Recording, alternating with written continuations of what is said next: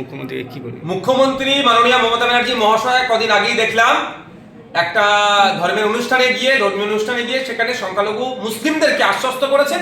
তিনি নাকি বলেছেন এই মর্মে, সংবাদ মাধ্যমের দেখলাম আমি যে মুসলিমরা চিন্তিত হবেন না, এই রাজ্য নাকি এই আইনকে লাগু হতে দেবে না।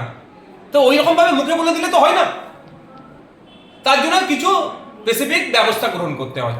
আর এই মর্মে আমি মুখ্যমন্ত্রীকে একটা চিঠি করে জানিয়েছি, তাকে আমি অনুরোধ করেছি, তাকে সাজেস্ট করেছি 3টে কাজ করার জন্য। অনেক কাজে 3টে প্রথম বলেছি। প্রথম হচ্ছে, চিঠির আগে বলি, তিনি বলছেন লাগু হতে দেবে না, কিন্তু তার দলের একাধিক এমপি অনুপস্থিত ছিলেন। তাদের বিরুদ্ধে কি ব্যবস্থা গ্রহণ করছে আগে দেখব, তারপরে ভাববো উনি সত্যি সিরিয়াস নিচ্ছেন ম্যাটারটা। আর যারা উপস্থিত হয়েছেন তারা কাকে ভোট দিয়েছে সেটাও পাবলিক ডোমিনে নিয়ে আসা হোক। বিজেপির পক্ষে ভোট দিল না বিজেপির বিপক্ষে ভোট দিল, কারণ লোকসভা রাজ্যসভা মিলিয়ে 42টি এমপি আছে, একাধিক এমপি উপস্থিত ছিলেন না, তাদের বিরুদ্ধে কি ব্যবস্থা গ্রহণ করছেন সেটা যেমন দেখতে চাই।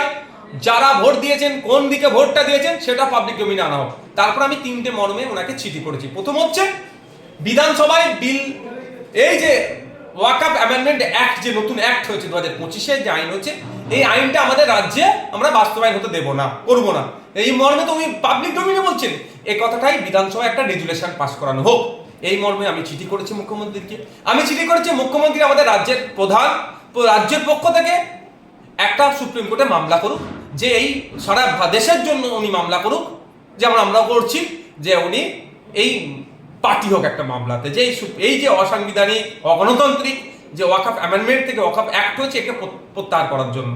3 নম্বর, লোকসভা রাজ্যসভা মিলিয়ে 42টি এমপি আছে এবং আমাদের রাজ্যে 200-র অধিক এমএলএ আছে।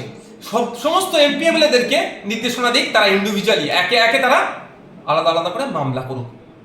এই 3টে মর্মে আমি আমাদের রাজ্যের মুখ্যমন্ত্রী মাননীয় মমতা ব্যানার্জি মহাশয়কে আমি চিঠি করেছি। আশা করছি তিনি সংখ্যালঘুদেরকে শুধুমাত্র মুখে বলবেন না, বাস্তবে তিনি সংখ্যালঘুদের পাশে থাকবেন, বিধানসভায় রেজুলেশন পাস করাবেন এই আইনের বিরুদ্ধে।